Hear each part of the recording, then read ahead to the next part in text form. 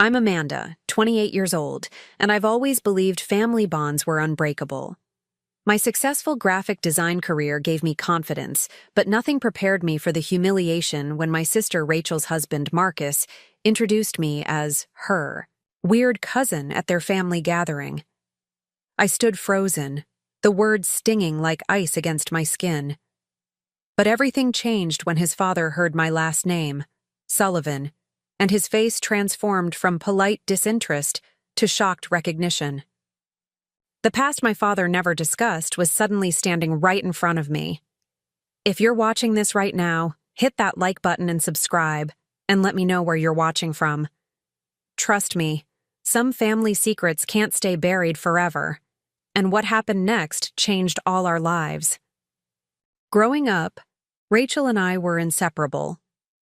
Despite our 3-year age gap, we shared everything: clothes, secrets, dreams. She was my protector, my confidant, my best friend. Our childhood home in Rochester was filled with laughter and shared moments. Rachel taught me how to ride a bike, helped me with my math homework, and defended me fiercely when neighborhood kids teased me about my braces. Everything changed when our parents announced their divorce. I was 15, Rachel 18. The news blindsided us completely. Our father, James Sullivan, packed his things and moved out the same day. Our mother, Catherine, provided no real explanation, just saying they had grown apart. The sudden fracture left a jagged wound in our once happy family. Rachel had just been accepted to college but delayed her enrollment for a year to help me adjust. We would stay up late watching old movies, building a cocoon against the sadness that had invaded our home. "We're the Sullivan sisters," Rachel would say, linking her pinky finger with mine. "And nothing will ever come between us." When Rachel finally left for business school, I threw myself into art. My sketchbooks became my therapy, filled with images that expressed what I couldn't say in words. While our mother retreated into her work, barely present even when physically home, Rachel called me every Sunday without fail. When I graduated high school, I chose art school in New York, pursuing my passion for graphic design against our mother's practical objections. Rachel followed a more traditional path. She graduated with honors in business administration, secured a position at a prestigious marketing firm, and climbed the corporate ladder with impressive speed. We grew apart geographically and in lifestyle, but maintained our connection through regular calls and visits. Rachel lived in a sleek downtown apartment with minimalist decor, while I embraced a bohemian studio filled with colorful artwork and vintage finds. 2 years ago, Rachel called me, bubbling with excitement. "I met someone, Amanda. His name is Marcus, and he's incredible." She had met him at a corporate fundraiser. He was the financial director for a competing firm. Their shared ambition and drive created an immediate connection. I first met Marcus at a dinner Rachel arranged. He was undeniably handsome, tall with perfectly styled dark hair and a confident smile. He brought expensive wine and charmed me with questions about my graphic design work. "That sounds fascinating," he said, though I noticed his eyes glazing slightly when I enthusiastically explained my latest project for an independent music label. As their relationship progressed, I noticed subtle changes in Rachel. She began dressing differently, more conservative, expensive clothing replacing her once casual style. Her apartment underwent a transformation too, becoming showroom perfect. When I commented on the changes, she laughed it off. "Marcus has great taste. He's helping me upgrade my life a little." When Rachel visited my apartment alone, she'd relax, kick off her heels, and become the sister I recognized. But when Marcus joined, she'd remain perfectly poised, laughing at his jokes and rarely contradicting him. I tried mentioning this to her once. "You seem different around him," I said carefully. Her smile tightened. "I'm just growing up, Amanda. Maybe you should try it." The comment stung, but I let it go. After all, she seemed happy, and that's what mattered. When they announced their engagement after only 8 months of dating, I pushed aside my reservations and embraced my role as maid of honor. Rachel asked me to wear a navy blue dress that cost more than my monthly rent. "It needs to match Marcus's vision," she explained. I agreed, wanting her day to be perfect. As the wedding approached, I saw Rachel less and less. When we did meet, conversations revolved around floral arrangements and seating charts rather than our lives or feelings. "Marcus has connections," became her frequent refrain, explaining why certain vendors were chosen or guests invited. I smiled and nodded, increasingly feeling like a supporting character in a production I didn't fully understand. The night before her wedding, we finally had a moment alone during the rehearsal dinner. "Are you happy, Rach?" I asked. For a brief moment, uncertainty flickered across her face. Then she smiled brilliantly. "Of course I am. Marcus is everything I've ever wanted." She squeezed my hand tightly, almost desperately. "You'll always be my sister, Amanda. That won't change." Something in her tone made me wonder if she was trying to convince herself as much as me. Rachel's wedding was a spectacle that belonged in a luxury magazine. The historic stone cathedral was transformed with thousands of white roses and crystal chandeliers. 200 guests in formal attire filled the pews, though I recognized barely 20 faces. The reception at the Grand Windsor Hotel featured a 5-course meal, an orchestra, and a champagne tower that stood taller than me. As maid of honor, I delivered a heartfelt speech about growing up with Rachel, sharing childhood memories and expressing my hopes for her happiness. While many guests dabbed at tears, I noticed Marcus checking his watch. Later, as I chatted with Rachel's college roommate, I overheard Marcus speaking to an older couple. "Amanda?" "Yes, she's Rachel's sister. Does graphic design or something artsy. Not exactly lucrative, but it keeps her occupied." He chuckled. "Rachel's the successful one. In the family." I felt my face flush hot with embarrassment and anger. Rachel approached just then, catching the tail end of his comment. "Amanda's actually quite successful," she said, but her voice lacked conviction. "She's designed campaigns for some impressive clients." Marcus smiled indulgently and changed the subject. I excused myself to the bathroom, fighting back tears. For Rachel's sake, I pushed the incident aside. They left for a 3-week honeymoon in the Maldives, and upon their return, moved into a newly purchased home in Brookhaven Estates, an exclusive gated community where properties started at $2 million. The Mediterranean-style mansion, with its manicured lawn and infinity pool, seemed to belong to strangers, not my sister and her husband. My first visit to their new home set the tone for our future interactions. Marcus answered the door, his smile not reaching his eyes. "Amanda, come in. Rachel's finishing a call. Try not to touch the walls in the foyer. We just had them painted with imported Italian plaster." I stood awkwardly in the center of the massive entryway, clutching my housewarming gift. A painting I'd created of the Rochester lakefront where we'd spent summers as children. When Rachel finally appeared, she hugged me warmly but seemed distracted. During dinner, Marcus dominated the conversation, discussing their neighbors, a state senator and a retired CEO, their upcoming vacation to Aspen, and their plans to renovate. The already perfect kitchen. When I mentioned a new client I was excited about, an environmental nonprofit, Marcus nodded dismissively. "Charity work is commendable, though not particularly sustainable as a business model," he commented. "Perhaps Rachel could introduce you to some of her corporate contacts for more stable opportunities." Rachel jumped in. "Amanda's quite passionate about supporting causes she believes in." Her voice had that same placating tone I was beginning to detest. As the months passed, my visits became less frequent and increasingly uncomfortable. I'd receive last-minute cancellations when Marcus had important colleagues visiting, or Rachel would call to reschedule because they'd been invited to events that couldn't be missed. When we did see each other, Marcus found subtle ways to highlight the differences in our lifestyles. "I don't understand people who rent," he remarked during one dinner. "It's throwing money away. But I suppose when your career has certain limitations, you make do." I learned more about Marcus's background during these visits. His family owned multiple businesses, with interests in real estate, finance, and technology.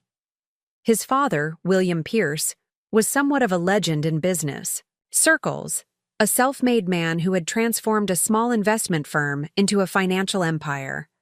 Marcus spoke of his father with a mixture of reverence and fear that I found disturbing. Rachel called less frequently, and our conversations grew shorter. "Sorry, we're just so busy with the club memberships and Marcus's work events," she'd explain. When I suggested meeting for lunch, just the two of us, excuses materialized. "Marcus is planning a surprise dinner," or "we have potential investors visiting." I watched my vibrant, independent sister become a carefully curated extension of her husband's ambitions. Her social media transformed from candid photos and genuine captions to professional-looking images of charity galas and business functions, always with Marcus prominently featured. The sister who once jumped into lakes with her clothes on and built blanket forts with me at age 17 now worried about proper table settings and network opportunities. After 6 months of growing distance, I received an unexpected call from Rachel. "Marcus's parents are hosting a family gathering this weekend at their estate. They want to meet you properly." Her voice held an anxious edge. "It's important to Marcus that it goes well." I agreed immediately, hoping this might be a chance to bridge the growing gap between us. "What should I wear?" I asked, knowing appearances mattered in Marcus's world. "Something conservative," Rachel replied carefully. "These events can be quite formal." I ended the call feeling a mixture of hope and apprehension. Perhaps getting to know Marcus's family would help me understand him better. Maybe this was the first step toward rebuilding my relationship with my sister. I couldn't have imagined how dramatically this gathering would change everything. I spent 3 hours preparing for the gathering at the Pierce estate, agonizing over my appearance in a way that felt foreign to my usual self. After trying on practically everything in my closet, I settled on a navy blue sheath dress, conservative, yet elegant, paired with simple pearl earrings that had belonged to our grandmother. I even straightened my naturally curly hair, remembering Rachel's comment about Marcus's mother preferring a polished look. The drive to the Pierce estate took me through increasingly affluent neighborhoods until I reached a private road guarded by an imposing wrought iron gate. After identifying myself to security, I followed a winding driveway lined with ancient oak trees that opened to reveal a sprawling Georgian mansion that looked like it belonged on a historic registry. Luxury cars filled the circular driveway, Bentleys, Porsches, and several vehicles I couldn't even identify. My modest sedan felt embarrassingly out of place as I handed my keys to the uniformed valet. Clutching my small purse, I approached. The massive front door, my confidence wavering with each step. Before I could ring the bell, the door swung open to reveal a butler in formal attire who directed me to the East Garden, where the gathering was taking place. I navigated through marble hallways adorned with original artwork and antiques that belonged in museums, eventually emerging onto a stone terrace overlooking immaculately landscaped gardens. About 50 people in formal attire mingled around elegantly set tables, champagne flutes glinting in the afternoon sun. Rachel spotted me immediately, waving from across the terrace. Her smile seemed strained as she approached, kissing my cheek. "You made it. You look nice." She glanced around nervously. "Marcus is speaking with his father's business associates. Come, let me introduce you to some people." As Rachel led me through the crowd, I noticed Marcus watching us from a distance, his expression unreadable. He made no move to join us as Rachel introduced me to distant relatives and family friends whose names blurred together. I felt increasingly like an exhibit being carefully managed. "Amanda is a graphic designer," Rachel would say, then quickly add, "She's worked with some impressive clients," before steering the conversation toward safer topics. I played along, sipping champagne that probably cost more than my weekly grocery budget, smiling politely at conversations about vacation homes and private schools. After an hour of superficial interactions, I spotted Marcus approaching with an older man. Rachel tensed beside me. "That's Marcus's Uncle Edward," she whispered hurriedly. "He's very influential in their family business. Please, just follow Marcus's lead." Marcus reached us, placing a possessive hand on Rachel's waist. "Uncle Edward, I'd like you to meet someone." He gestured toward me with a casual wave. "This is Rachel's weird cousin who's into art stuff. Amanda, right? She's visiting from the city." The words hit me like a physical blow. I stood frozen, champagne glass halfway to my lips, unable to process what I'd just heard. Rachel's cousin? I looked at my sister, expecting her to correct him immediately, but she stared at the ground, her face flushed. Uncle Edward extended his hand. "Charming to meet you, Amanda. Any family of Rachel's is welcome here. Are you from Catherine's side or James's side of the family?" Before I could answer, Marcus smoothly interjected, "Catherine's side. Second cousin once removed, I believe. Amanda doesn't keep in close touch with the family, but we thought it would be nice to include her today." He smiled at me with a warning in his eyes. "I see." Edward nodded, clearly losing interest. "Well, enjoy the gathering. If you'll excuse us, Marcus, your father wanted to discuss the Singapore acquisition." As they walked away, I turned to Rachel, speechless with hurt and confusion. She grabbed my elbow, steering me toward a quiet corner of the garden.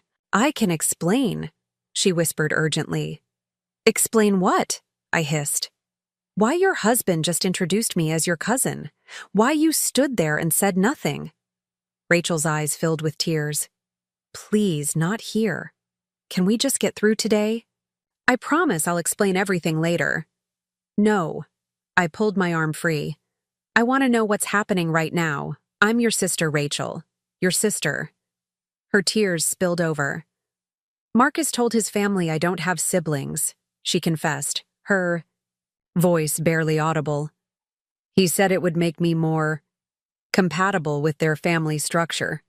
His parents are very traditional about certain things, and having a sister who's an artist didn't fit the profile he wanted to present." I felt like I'd been slapped. "So you just erased me? Turned me into a distant cousin because I'm embarrassing to him?" "It's not like that," she pleaded. "Marcus has worked so hard to impress his family. His relationship with his father is complicated. I was trying to support him and it just got out of hand." "Got out of hand?" I repeated incredulously. "Rachel, listen to yourself. This is insane. You're allowing your husband to deny my existence because I don't fit his perfect image." "Please understand." She grabbed my hands. "Just go along with it for now. We can figure this out later. I can't cause a scene today. His father's biggest clients are here." I pulled away, a hollow feeling spreading through my chest. "I don't even know who you are anymore. The sister I grew up with would never have allowed anyone to treat me like this." "Amanda, please," she begged, tears streaming down her face. "I'm leaving," I said, turning away. "Call me when you remember who you really are." I headed toward the house, intending to find my way back to the front entrance. As I crossed the terrace, fighting back tears, a distinguished older man with silver hair and piercing blue eyes, unmistakably Marcus's father from the family resemblance, stepped into my path. "Leaving so soon?" he inquired, his voice commanding but not unkind. "I don't believe we've been introduced. I'm William Pierce." "Amanda Sullivan," I replied automatically, extending my hand despite my distress. "I was just on my way out." William Pierce's handshake faltered mid-grip. "Sullivan," he repeated, studying my face intently. "Any relation to James Sullivan by chance?" The unexpected mention of my father's name momentarily pushed aside my hurt. "Yes," He's my father. William's expression transformed, color draining from his face. James Sullivan from Rochester, who worked in financial services about 20 years ago. Yes, I confirmed, increasingly confused by his reaction. Do you know my father? William glanced around quickly, then gestured toward a nearby door. Perhaps we should continue this conversation privately. Would you mind? Curiosity overrode my desire to leave.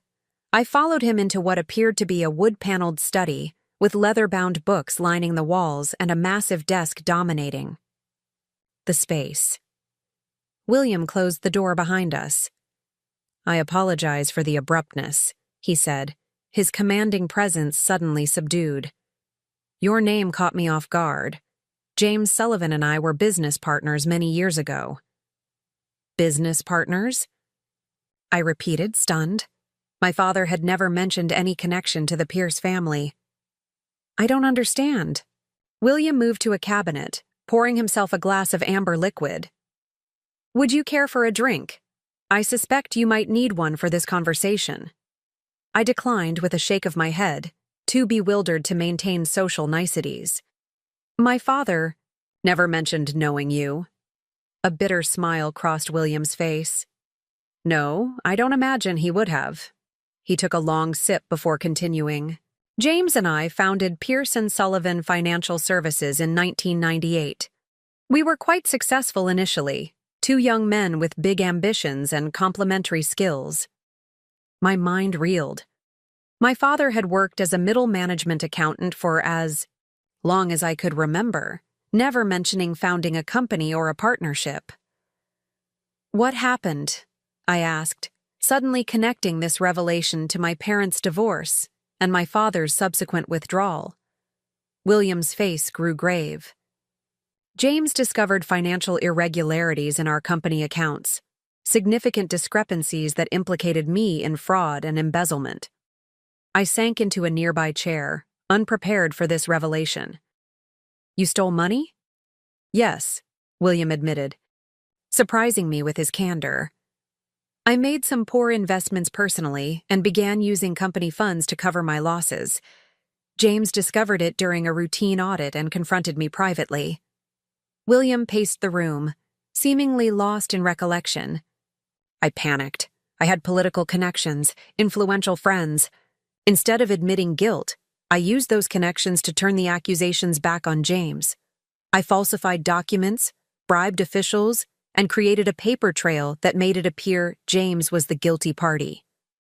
My heart pounded as pieces of my childhood suddenly realigned. You framed my father? I did, William acknowledged, his voice hollow. James lost everything, his reputation, his career, eventually his marriage. The scandal was hushed up through more bribes and favors, but in financial circles the damage was done.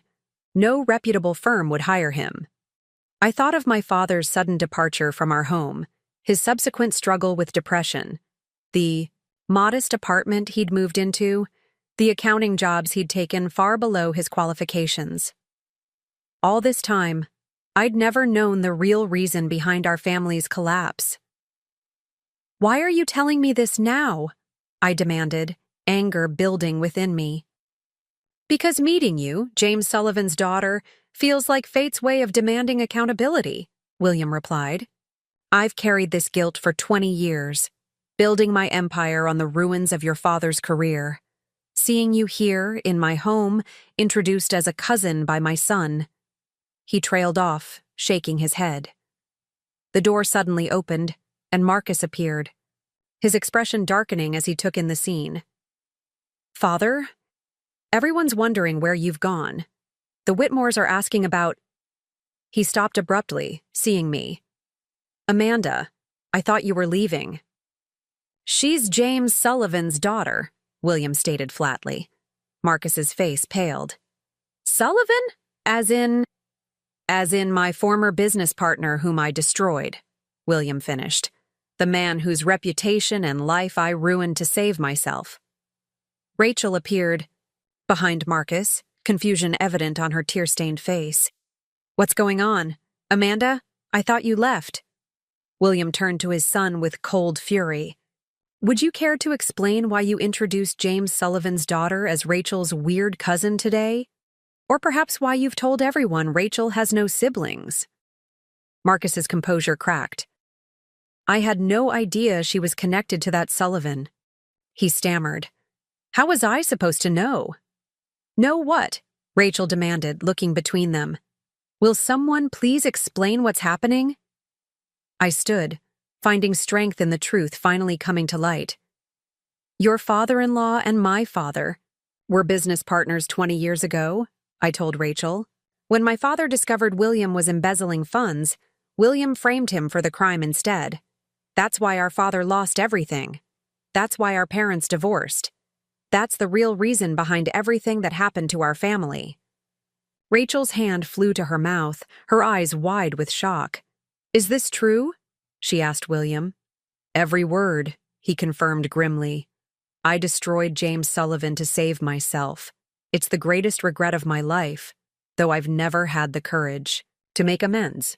The hallway outside had grown quiet, and I realized several guests had gathered, listening to the unfolding drama. Marcus attempted to close the door, but William stopped him. No more hiding, he declared. The truth has found its way into our home after 20 years. Perhaps it's time we all faced it. The study quickly became crowded as Rachel, Marcus, William, and I were joined by curious family members drawn by the tension radiating from the room. Marcus attempted to regain control of the situation, his voice strained with forced cheerfulness. There seems to be a misunderstanding. Let's continue this discussion another time and return to our guests. No misunderstanding, son, William countered firmly. I've carried this secret for 2 decades. Meeting James Sullivan's daughter today feels like divine intervention. Marcus's face flushed with anger. This is hardly the appropriate venue. Father, whatever ancient history you're referring to. Ancient history? I interjected, my voice steady despite my churning emotions. You've been systematically isolating my sister and erasing me from her life because I didn't fit your perfect image. And now I find out your family's success was built on destroying mine. That's not ancient history. That's ongoing consequences. Rachel stood between us, visibly shaken. Marcus, did you know about this connection? Did you know who Amanda's father was when you told me to distance myself from her? Of course not, Marcus snapped defensively. Sullivan is a common name. How could I possibly have made that connection? William addressed his son with cold precision. Whether you knew or not is irrelevant.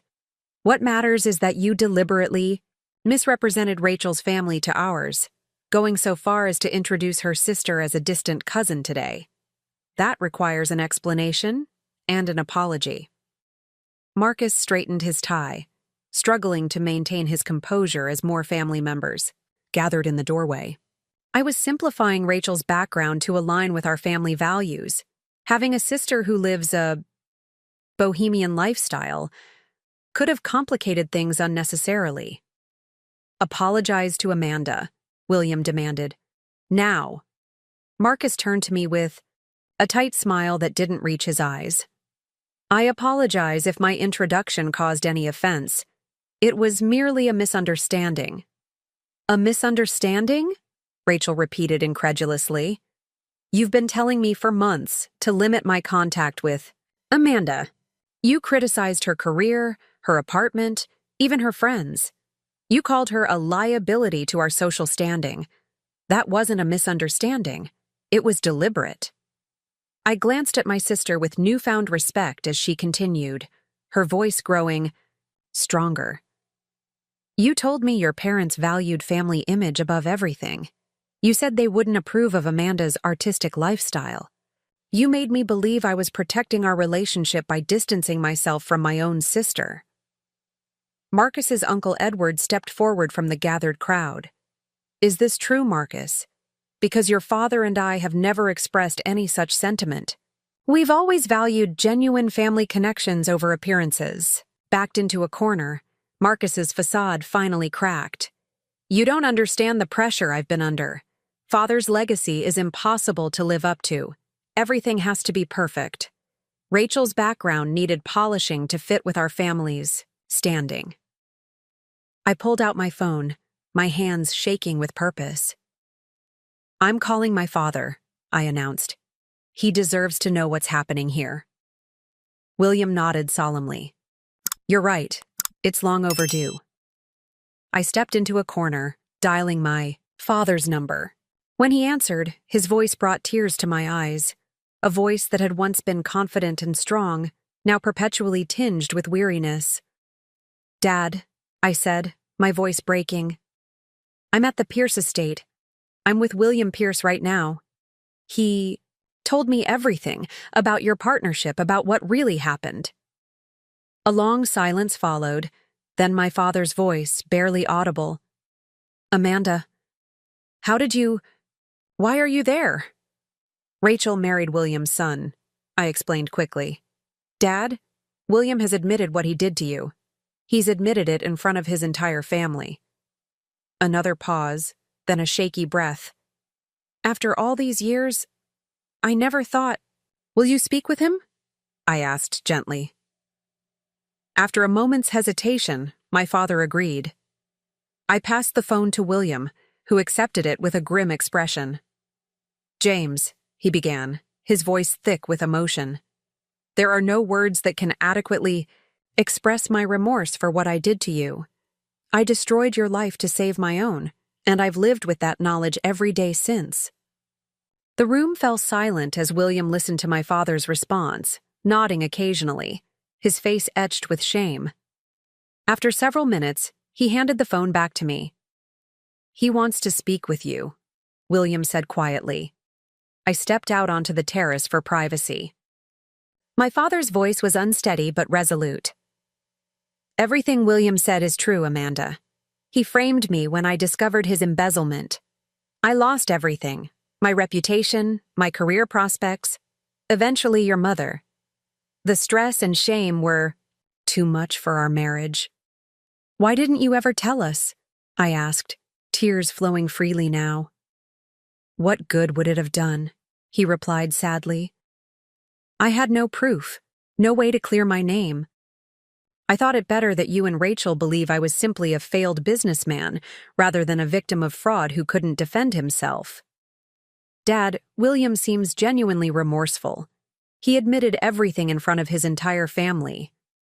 20 years too late, my father said bitterly, then sighed. "But I suppose some accountability is better than none." When I returned to the study, I found Rachel confronting Marcus with renewed strength. "All this time," she said, "you've been controlling who I see, how I dress, what I say, all in the name of fitting in with your family. And now I learn that your family's success came at the expense of mine. Did you ever really love me, Marcus? Or was I just another acquisition to complete your perfect image?" Marcus's response was telling in its inadequacy. "Of course I love you, Rachel. Everything I've done has been to secure our position in society. Can't you see I was protecting you?" "Protecting me?" Rachel laughed incredulously. "You were protecting yourself, your image, your insecurities. My sister was right. I don't even know who I am anymore." I stepped forward, standing beside Rachel. My father confirmed everything William said. The Pierce fortune was built on the destruction of James Sullivan's reputation. William addressed the gathered family members solemnly. "What Amanda says is true. Our family's initial success was founded on my betrayal of an honest man. I've spent 20 years running from that truth, building an empire on a foundation of lies." Marcus made one last desperate attempt to control the narrative. "Father, this is hardly the time or place." "It's exactly the time and place," William interrupted. "James Sullivan's daughters are in our home. The truth has finally caught up with us. And I, for one, am glad of it." The revelation sent shockwaves through the Pierce family gathering. As the full story emerged, the facade of perfect family harmony that Marcus had so carefully cultivated began to crumble before our eyes. 2 weeks after the revelation at the Pierce estate, I found myself sitting across from Rachel at my small kitchen table. The circles under her eyes spoke of sleepless nights, but there was a new clarity in her gaze that had been missing for too long. "Marcus is still insisting it was all a misunderstanding," she said, cradling her coffee mug. "He claims he had no idea about the connection between our families." "Do you believe him?" I asked carefully. Rachel stared into her coffee. "I don't know what to believe anymore, but I do know that whether he knew or not doesn't excuse how he's been treating us both." The fallout from the confrontation had been swift and far-reaching. William Pierce had called my father the day after the gathering, arranging a private meeting to begin making amends. Meanwhile, Rachel had moved temporarily into the guest room of their mansion, keeping her distance from Marcus as she processed everything.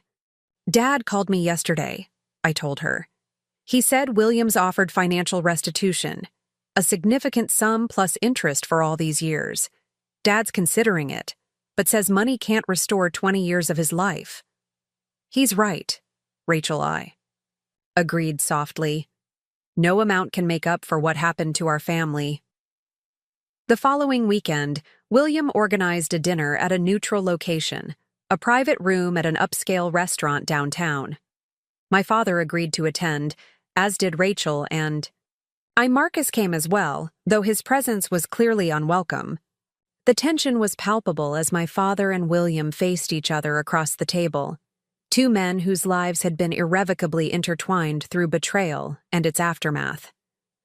My father looked older than his 60 years, his once commanding presence diminished by decades of fighting for professional scraps and rebuilding a life from ruins.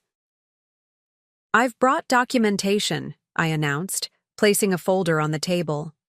After speaking with my father, I'd retrieved boxes of old papers he'd kept stored in his basement, evidence he'd never been able to use to clear his name. "These are copies of the original financial records my father preserved, showing the discrepancies he discovered 20 years ago." William nodded solemnly. "I don't need to see them, James. We both know what they contain. I've prepared a formal statement admitting my actions, along with documentation of the financial restitution I'm offering," Marcus interjected, his voice tight with controlled anger. "Father, have you considered the implications of this? The potential legal exposure? The damage to our reputation?" "I've considered nothing else for 20 years, William replied sharply. "The difference is, I'm finally choosing to do something about it." Rachel watched her husband's reaction carefully. "Is that all you care about, Marcus? Your reputation? What about doing what's right?" "Easy for you to say," Marcus snapped. "It's not your family legacy at stake." "No," Rachel responded quietly. "My family legacy was destroyed 20 years ago. I'm just now learning the truth about it." Throughout dinner, Marcus attempted to minimize the situation, suggesting discreet arrangements and private settlements. Each suggestion was met with increasing coldness from both William and my father. "I'm not interested in further secrets," my father stated firmly. "The truth has been hidden long enough." As the meal concluded, William handed my father an envelope. "This contains my formal admission of guilt, along with the terms of restitution I'm offering. It won't restore what you lost, James, but I hope it might provide some justice, however delayed." My father accepted the envelope without opening it. "Thank you, William. I'll review it with my attorney." As we prepared to leave, Marcus caught Rachel's arm. "We need to talk privately. This family drama has gone far enough." Rachel pulled away from his grip. "Family drama? Is that what you call the destruction of my father's life and reputation? Is that what you call systematically isolating me from my sister because she didn't fit your perfect image? You're overreacting," Marcus hissed, aware of others watching. "Let's discuss this at home." "I'm not going home with you tonight," Rachel stated clearly. "I'm staying with Amanda. I need space to think." Marcus's face darkened. "If you leave, now don't expect things to be the same when you return. I won't tolerate this public humiliation." Something broke in Rachel's expression. the last thread of deference she'd shown to her husband. "That's the difference between us, Marcus. You've always been concerned with appearances. I'm finally concerned with truth." That night, Rachel arrived at my apartment with 2 hastily packed suitcases. We stayed up until dawn, talking through years of separation and misunderstanding. She cried as she described how gradually Marcus had isolated her, criticizing her choices, her friends, her family, always under the guise of helping her fit into his world. "I didn't even notice it happening," she confessed. "Each small compromise seemed reasonable at the time, until suddenly I was living someone else's life." The next morning, my father joined us for breakfast, the first time the 3 Sullivan family members had been together in years. As we shared memories and began rebuilding our bonds, Rachel received multiple calls and texts from Marcus, which she ignored. When she finally answered, putting the call on speaker, Marcus's tone had shifted from demanding to placating. "Rachel, darling, I think we've all overreacted. Come home so we can talk this through like adults."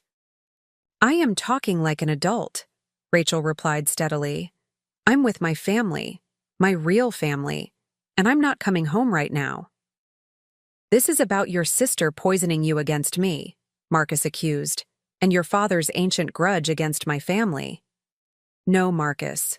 This is about me finally seeing clearly who you are and what our marriage has been based on. I need time to decide what happens next." Marcus's voice hardened. "If you choose your family over me, there will be consequences. I have excellent lawyers. Rachel, remember our prenuptial agreement?" "I remember everything," Rachel said before ending the call. The threat proved real. The following week, Marcus filed for divorce, citing irreconcilable differences and family interference. His legal team moved aggressively to enforce the prenuptial agreement Rachel had signed, which would leave her with minimal financial support. William, true to his new commitment to making amends, intervened. "I won't allow you to punish Rachel for my sins or your own failures, Marcus," he told his son during a tense meeting. "If you proceed with this vindictive approach, I'll ensure she has the best legal representation money can buy, funded by me." The statement drove a deeper wedge between father and son, but it changed the dynamics of the divorce proceedings. With William's connections and resources supporting her, Rachel found herself on more equal footing. As weeks turned into months, the truth about the Pierce-Sullivan history became more widely known in business circles. William made no attempt to hide his past actions, even speaking candidly in an interview with a financial publication about "the worst mistake of my career and my life."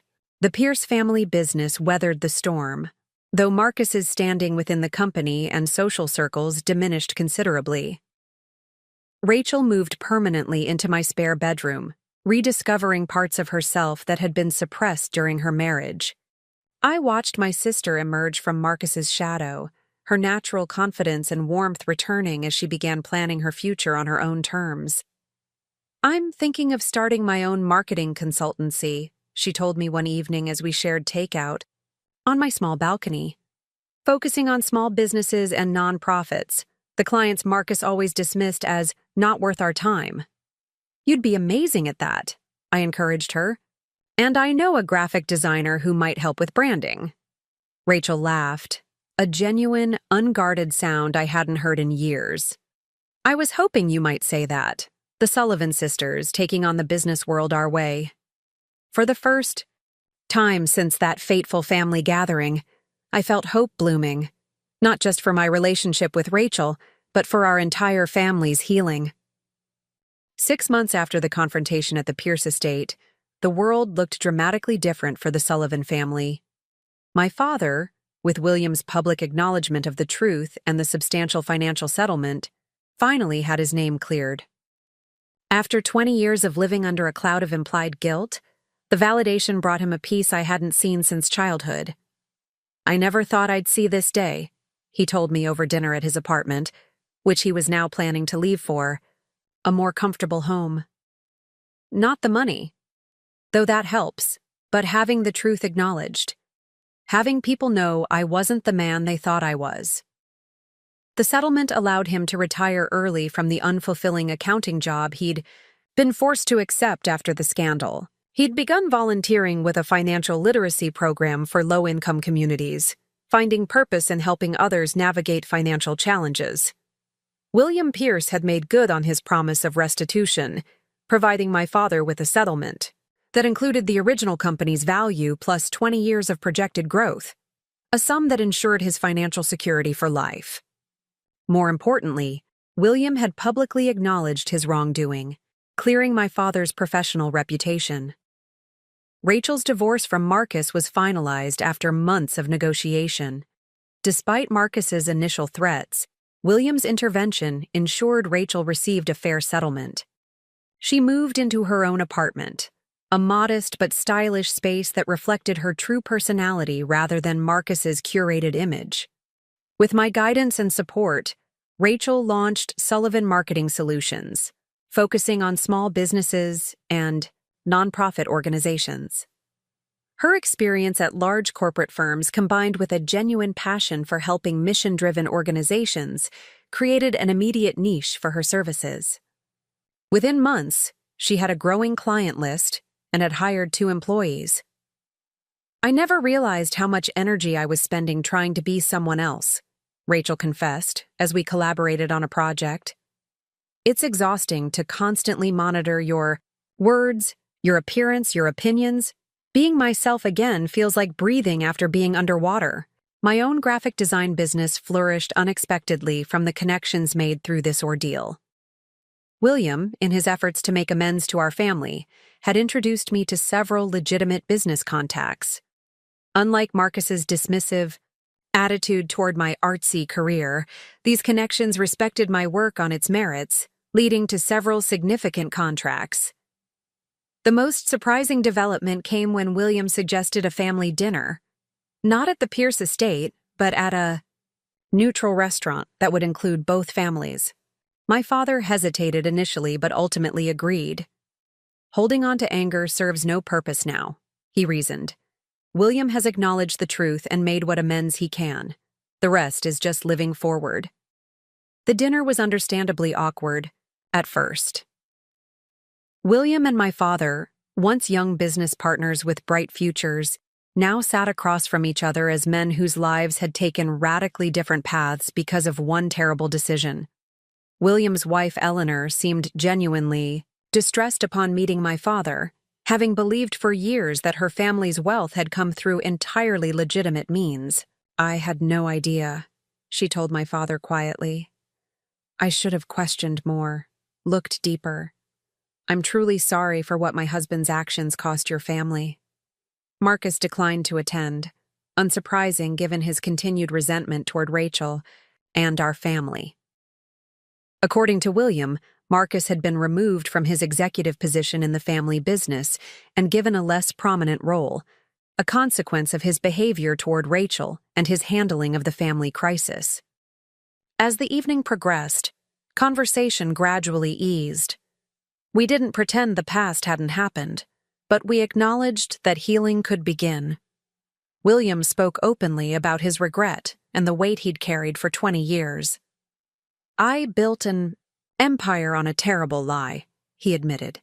All the success, all the accolades, they were tainted by what I did to James. Making this right won't erase the past, but perhaps it allows us all a cleaner future. 3 weeks after this dinner, Rachel called me, her voice vibrant with excitement.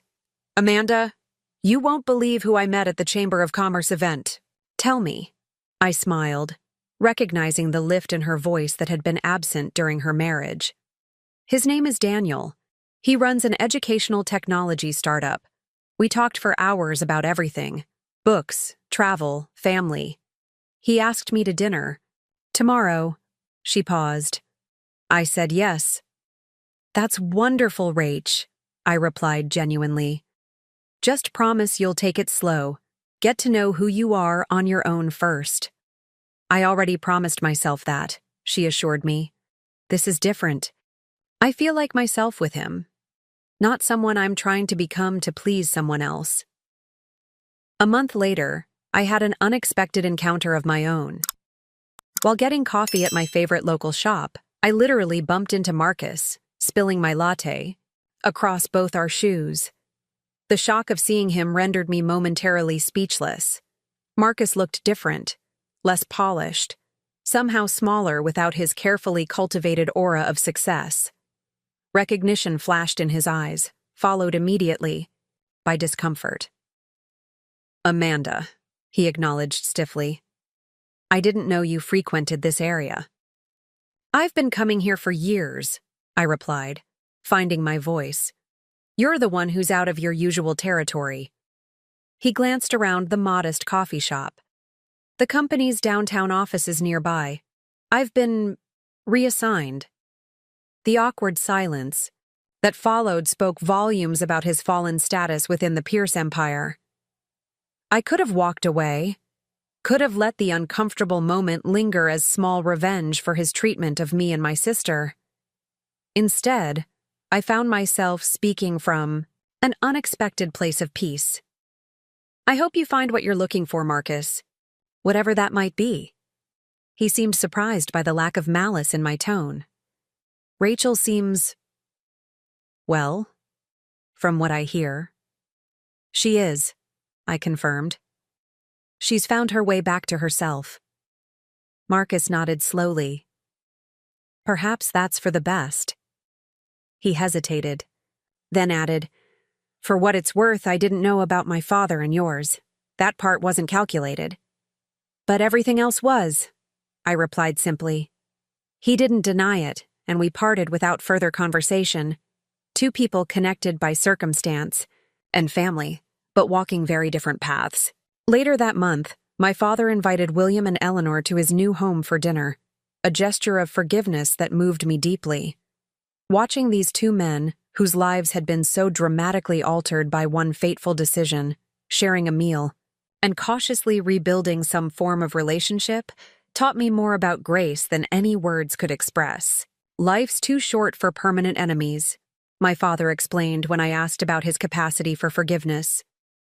"William did a terrible thing that cost me dearly, but he's acknowledged it, made what amends he can, and shown genuine remorse. Holding on to bitterness would only poison whatever time I have left." As Rachel and I drove home from this dinner, she reflected on the journey of the past year. "If you had told me 12 months ago that Marcus would be all but disowned, that Dad would be financially secure, that I'd be running my own business, and that the Pierces and Sullivans would be having dinner together, I would have said you were crazy." "Life is unpredictable that way," I agreed. "Sometimes the worst moments lead to necessary truths." "I keep thinking about how long this might have continued if you hadn't come to that gathering," Rachel said softly. "If Marcus's father hadn't recognized your name, I might have spent years living that half-life, disconnected from you, from Dad, from myself." "The truth has a way of surfacing eventually," I replied. "Some secrets are too big to stay buried forever."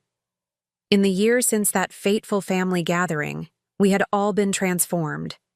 My father had reclaimed his dignity and reputation. Rachel had rediscovered her authentic self and was building a life aligned with her true values. I had strengthened my family bonds and grown my business. Even William Pierce had found a measure of peace through accountability and amends. Only Marcus remained unchanged, still clinging to appearances, still unable to see beyond status and image. The true poverty, I realized, was his. As I reflect on this journey, I'm reminded that family isn't just about blood or names. It's about honesty, acceptance, and standing together through challenges. The Sullivan family, broken and scattered for so many years, had found its way back to wholeness, stronger for having weathered the storm. Have you ever discovered a family secret that changed everything you thought you knew? Or stood up for yourself when it would have been easier to stay silent? Share your story in the comments below. Don't forget to like and subscribe for more real-life stories of family, betrayal, and redemption. Remember, Sometimes the most painful truths lead to the most profound healing. Thank you for listening to my story, and may you find the courage to embrace your own truth, whatever it may be.